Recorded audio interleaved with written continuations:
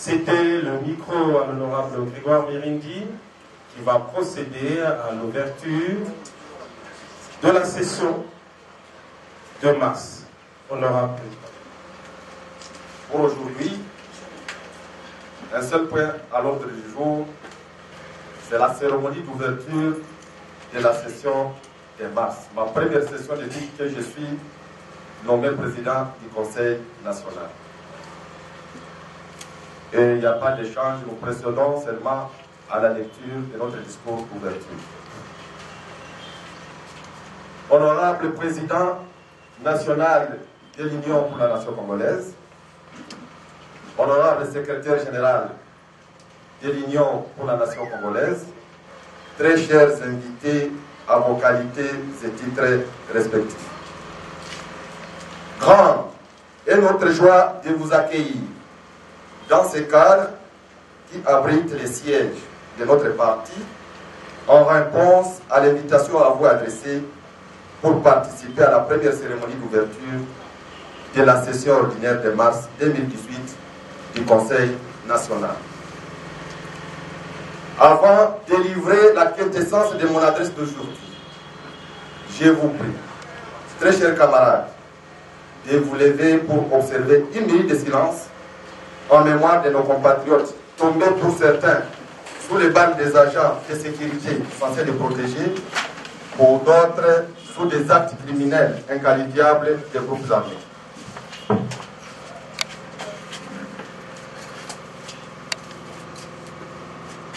Je vous remercie.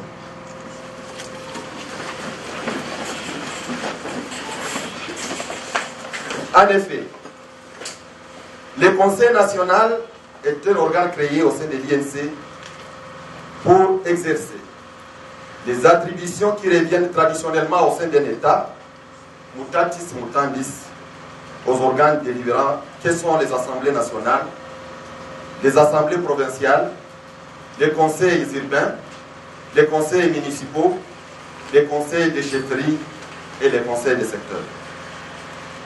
À ce sujet, l'article 31 de nos statuts dispose: le Conseil national est l'organe délibérant et de contrôle de la gestion politique, administrative et financière du parti.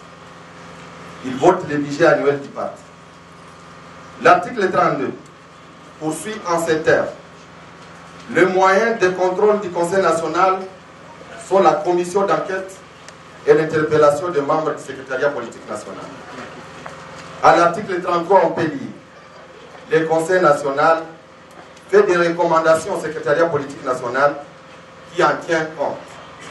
Il représente son rapport au Congrès.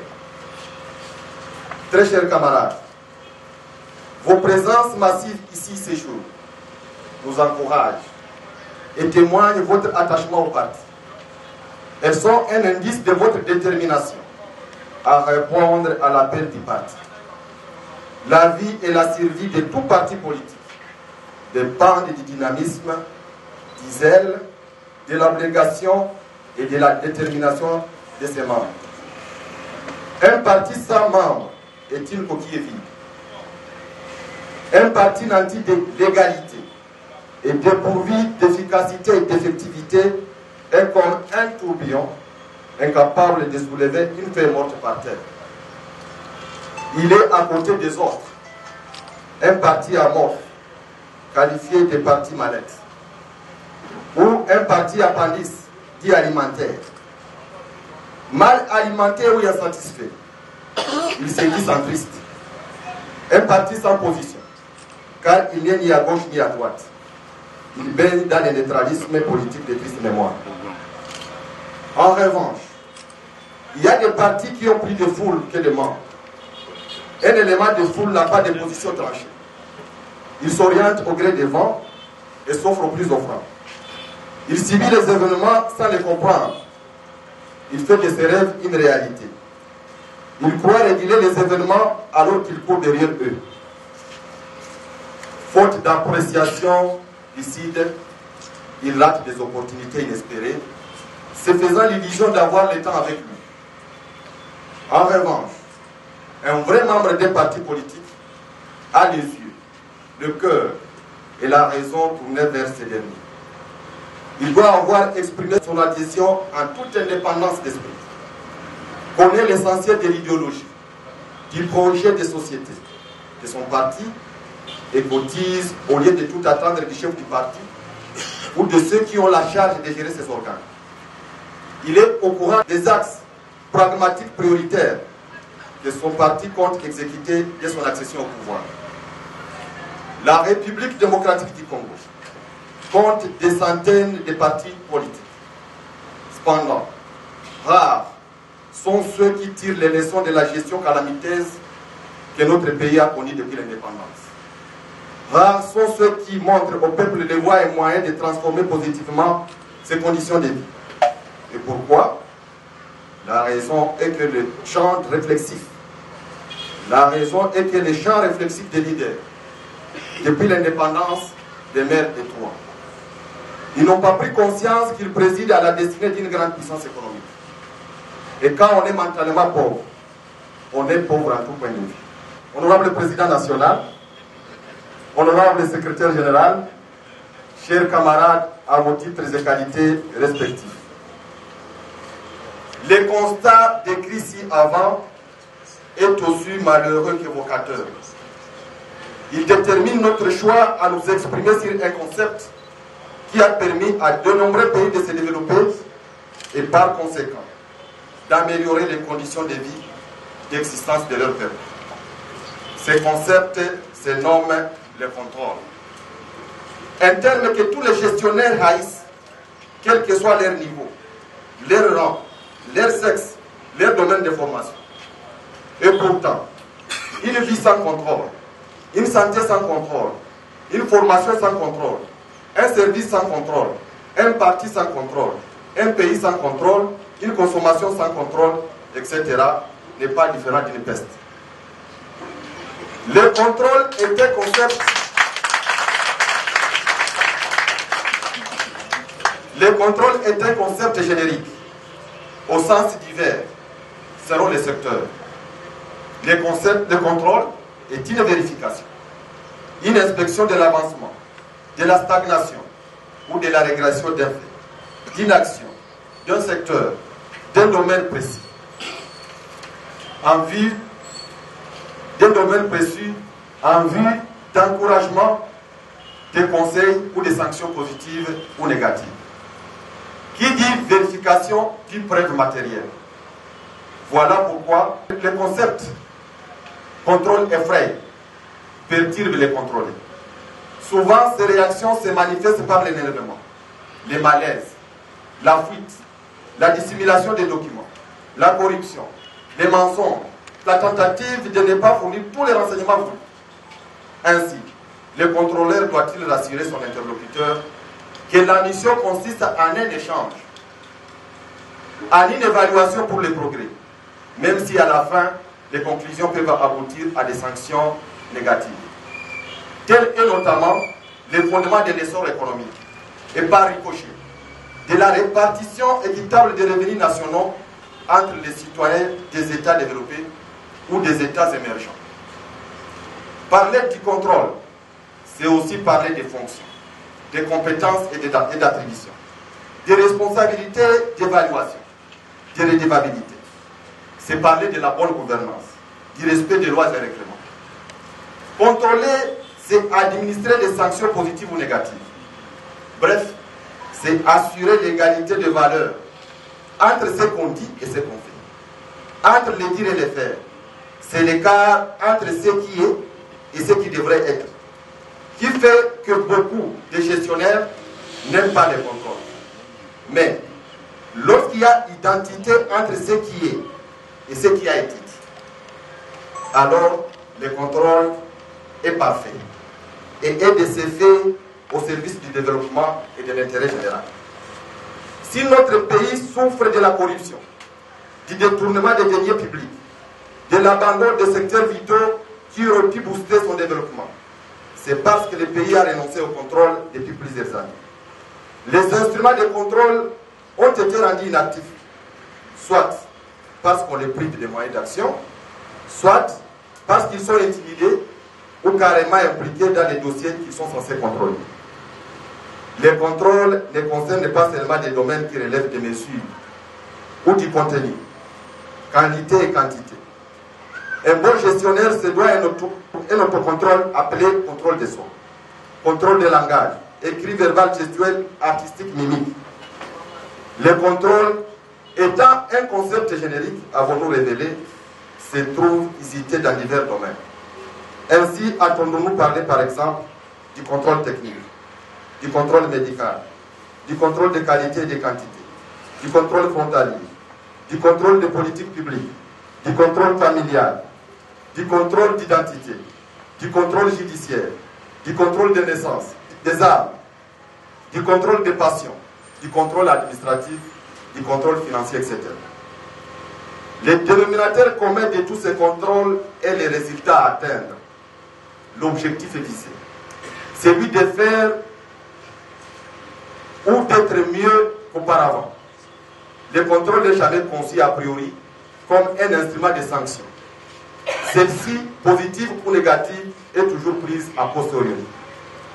Honorable Président national, honorable Secrétaire général, chers camarades, bien que nous ayons évoqué plusieurs contextes d'acception du contrôle, notre sujet est focalisé sur le contrôle de la gestion politique, administrative et financière au sein de notre parti, sur des questions qu'il suscite. 1. Du contrôle de la gestion politique du parti. La politique est l'art de gouverner la société. Il s'agit de prendre des lois et des décisions afin d'asseoir sa vision par des réformes ou d'améliorer, si léger, des réformes qui existent.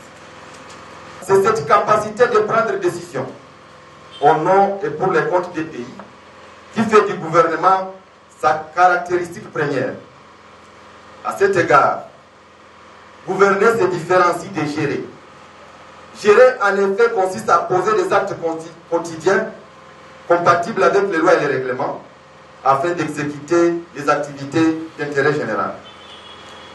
Contrôler la gestion politique d'un parti veut dire surveiller, vérifier, s'assurer que les grandes options retenues pour enraciner les partis dans l'opinion, notamment par la vente du projet de société et de l'idéologie du parti, concourent non seulement à des adhésions, mais aussi à répondre à la question de savoir si le projet de société est le remède approprié pour la transformation des différents secteurs de la vie nationale. Contrôler la gestion politique des partis, c'est inspecter, enquêter et interpeller les membres du parti qui sont dans l'exécutif. C'est améliorer la gouvernance du parti dans une communauté d'idées et d'approches. C'est veiller à l'établissement d'une valeur d'identité entre ce qui est prévu, ce qui est fait ou non fait, et ce qui reste à faire et avec quels moyens. Si le rapport d'identité établit que ce qui est prévu est égal à ce qui est réalisé, cela implique qu'il n'y a rien à redire. Le parti est sur la bonne voie. Si c'est l'inverse, le contrôle doit révéler des causes et proposer des conseils sous forme de recommandations. Honorable Président national, honorable Secrétaire général, chers camarades, à vos titres et qualités respectifs. Le contrôle de la gestion politique de notre parti est tributaire des fondamentaux ci-après. 1. La collaboration des organes et leur respect mutuel. 2. L'appropriation du projet de société par les membres du Conseil national et par tous les autres cadres du parti, et même tous les membres tout court. Ceci devra être la préoccupation primordiale de l'école du parti. 3. L'après et la disponibilisation de la documentation en rapport avec les statuts, les projets, l'idéologie et les grandes options du programme du gouvernement. 4. La position du parti sur les grandes questions des sociétés. La connaissance de ces fondamentaux par le Conseil national est capitale, car on ne peut contrôler que ce que l'on connaît. 2. Du contrôle de la gestion financière. En République démocratique du Congo, avec la volonté et la détermination des dirigeants, aucune politique ne peut échouer au motif du manque de moyens financiers. Dieu a doté la RDC de nombreuses richesses variées qu'il a enfouies dans les sols, les sous-sols, sur terre, avec la faune et la flore. Bien géré, le pays peut décoller et atteindre les niveaux des grandes nations. Au niveau du parti, l'on peut se poser la question de savoir quel est l'acte générateur du contrôle. Si les membres du parti ne donnent pas leur parti de moyens financiers par leurs cotisations, allons-nous contrôler des caisses dont connaissons a priori leur état? Tout homme sérieux réfléchit récolte là où il a semé. Seul le voleur, le paresseux et les mendiants croient récolter là où ils n'ont pas semé. Tellement ils se font de la conviction qu'il y a des gens à leur service. Si nous voulons changer le visage de ces pays, il faut à chacun de nous un minimum de sacrifice. Ne cherchez pas à savoir ce que tu espères gagner en retour des efforts que tu consens. Si nous sommes au pouvoir, ce qui ne serait pas dans les institutions pourrait jouir des effets d'entraînement de nos politiques publiques, telles que la sécurité, rouler sur les bonnes routes, la sécurité juridique des affaires, la réforme de l'enseignement, etc. Au-delà du contrôle de la gestion des modestes cotisations des membres, le Conseil national doit beaucoup plus s'intéresser à la définition des politiques que le secrétariat politique national compte mettre en place pour garder les caisses du parti, afin de faire face aux charges du parti et renforcer le visage rayonnant de celui-ci. De même, un regard attentif sera braqué spécialement sur les politiques publiques que l'exécutif du parti propose au peuple congolais pour redorer son blason longtemps terni par les misères et la pauvreté. En attendant notre accession au pouvoir, le parti se doit d'expérimenter la pratique de la gestion orthodoxe des moyens dont il dispose. À ce sujet, je rêve d'un parti qui respecte les grands principes et outils de gestion. Des principes, nous pensons à l'annualité du budget, à l'unité du budget, à l'universalité du budget, à la sincérité du budget, à la spécialité du budget et à son équilibre. Deux outils. Nous pensons aux documents comptables et financiers sans lesquels il est difficile d'assurer une bonne gestion et une bonne traçabilité des dépenses et par ricochet effectuer un contrôle fiable. Il plaira au secrétariat politique national d'élaborer un projet de budget ainsi qu'un règlement financier assorti d'un manuel de procédures administratives et financières. 3. Du contrôle de la gestion administrative. Notre parti fonctionne plus grâce au personnel politique administratif. En principe, le personnel administratif, à proprement parler, évoque celui qui fait carrière au sein du parti. Il est lié au parti par un contrat. Par contre, le personnel politique n'est pas lié au parti par un contrat de travail. Il y exerce un mandat nominatif ou électif.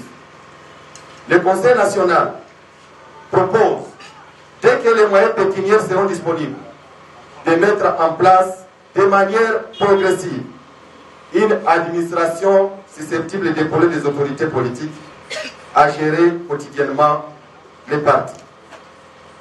Il s'observe au sein du parti des fonctions politiques et administratives qui sont exercées par les autorités politiques du parti. Ainsi, le secrétariat politique national devra-t-il concevoir un organigramme administratif du parti à faire valider par la direction politique nationale. Cet organigramme devrait être le reflet d'une partie des réformes que les partis comptent proposer au peuple congolais dès qu'il est au pouvoir. Il restera au Conseil national d'exposer à l'attention de ses membres les procédures à suivre pour effectuer un contrôle. Nous remercions le président national qui a accepté d'honorer cette cérémonie par sa présence parmi nous.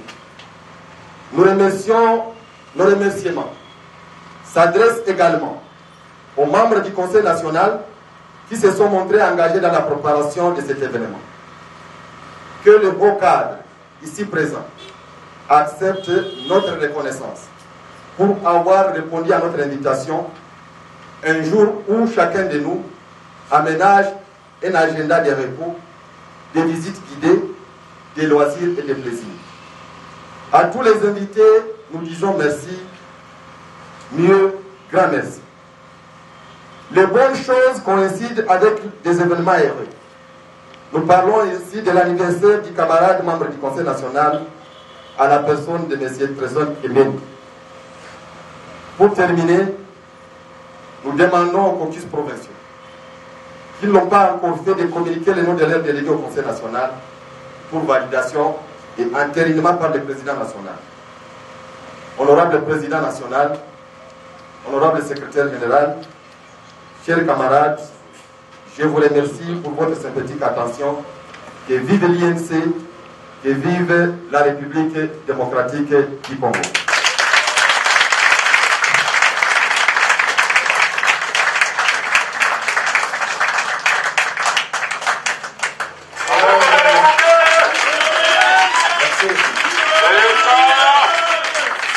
Honorable président du Conseil national, honorable membre du bureau du Conseil national, honorable membre du Conseil national, honorable secrétaire général du parti, honorable membre du secrétariat politique national, monsieur l'interfédéral David de Kinshasa, je voudrais féliciter le président du Conseil national, son bureau et l'ensemble du Conseil national. Aujourd'hui, en effet, c'est un grand jour parce que le Conseil national, qui est l'organe délibérant du parti, notre Assemblée nationale, notre pré-parlement, vient aujourd'hui d'ouvrir sa première session conformément à nos statuts, la session de mars. Je ne vais pas revenir sur le rôle du Conseil national, mais comme l'a dit le président du Conseil national, c'est le Parlement du parti. Un parti sérieux, un parti à caractère national comme l'UNC doit à chaque moment s'arrêter au cours de sessions comme celle-ci pour évaluer l'action politique du parti. Nous ne sommes pas une entreprise commerciale, nous, c'est la politique. Est-ce que le nombre d'adhérents a augmenté? Est-ce que les membres du parti maîtrisent tous les textes du parti, en commençant par les statuts? Est-ce que les membres du parti connaissent très bien les projets de société? Ils connaissent l'idéologie du parti? Est-ce que les membres du parti ont intériorisé la vision de notre parti pour le nouveau Congo? Et je crois qu'au cours de cette session, vous allez passer en revue toutes ces questions pour faire un diagnostic. Comme vous l'avez dit dans votre discours, pour montrer que le pays va mal. Mais en même temps, vous ne devez pas vous limiter aux critiques. Vous devez faire aussi des recommandations au secrétariat général pour que le parti, l'INC, qui va gagner les prochaines élections à tous les niveaux, puisse déjà à ce moment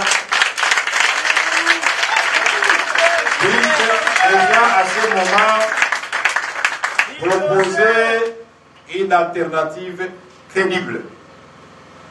Vous savez qu'il faut commencer par rêver. Et notre rêve doit être consigné dans notre vision, dans notre programme, dans notre projet de société. Nous rêvons d'un grand Congo, puisque la vocation naturelle du Congo, c'est d'être la locomotive de l'Afrique. C'est notre place naturelle que nous allons reconquérir, pas par les armes, par le savoir-faire, par la prise de conscience des filles et des fils de notre pays.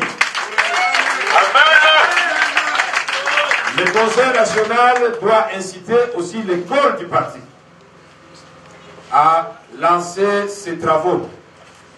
Les travaux de formation des cadres doivent reprendre. C'est au cours de ces échanges-là que des chocs, des idées jaillissent la lumière.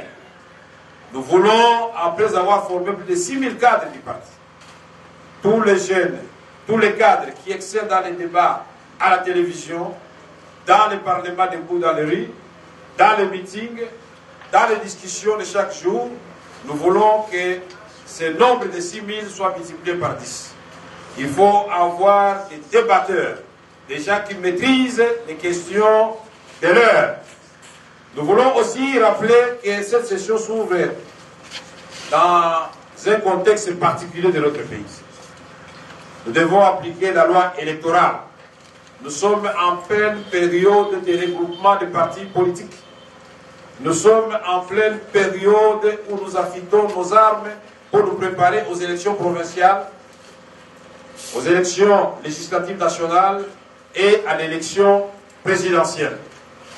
C'est ici l'occasion de redessiner la cartographie électorale de l'Union pour la nation congolaise, pour faire des propositions et recommandations au secrétariat général, parce que le Conseil national est composé des caucus de toutes les provinces, j'allais dire mieux, de tous les territoires de notre pays. Nous devons savoir où nous sommes forts pour nous renforcer davantage, où nous sommes faibles pour sensibiliser, mobiliser et que les drapeaux de l'UNC puissent flotter dans tous les coins du pays. Je suis convaincu que chacun de nous est conscient du fait que le regard du peuple congolais aujourd'hui est rivé sur nous tous là. L'Union pour la nation congolaise, le parti de l'espoir. Nous avons commencé en effet les regroupements avec le MLC. Et ce travail, comme nous l'avons dit, ensemble avec le MLC, nous sommes ouverts à d'autres partis politiques et organisations qui prônent les changements, qui prônent les renouveaux. Unis, nous serons forts, plus nombreux nous serons, et je crois, plus nous aurons la chance de gagner les élections à tous les niveaux. N'ayons pas peur de travailler ensemble. Mais pour travailler ensemble, nous devons d'abord mettre de l'ordre dans notre propre maison. Voilà pourquoi, Monsieur le Président du Conseil national, Messieurs les membres du bureau du Conseil national, Messieurs les membres du Conseil national, aujourd'hui c'est votre jour, je voudrais vous féliciter sincèrement.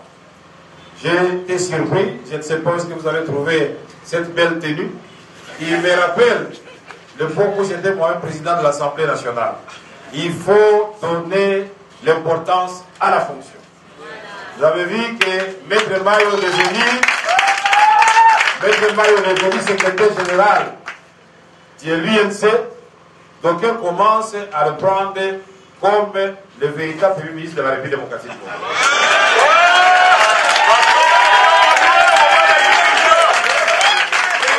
Le devenu interfédéral, on commence à le prendre pour le véritable.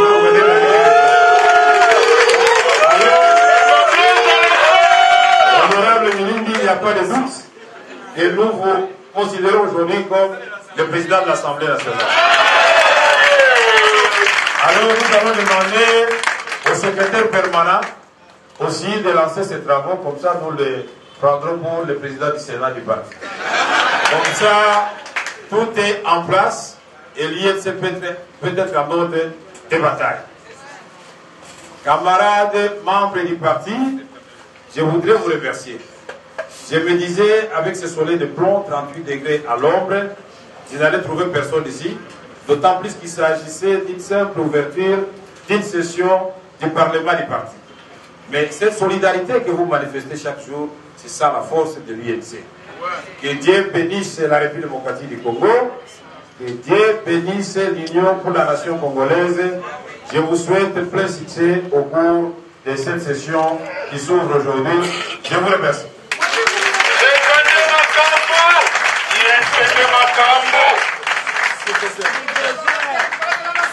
Merci. Avant de enlever la séance.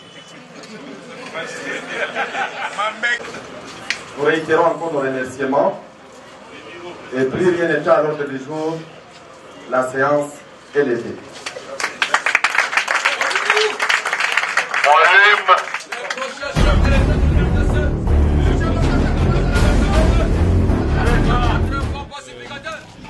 Le processus électoral est en cours.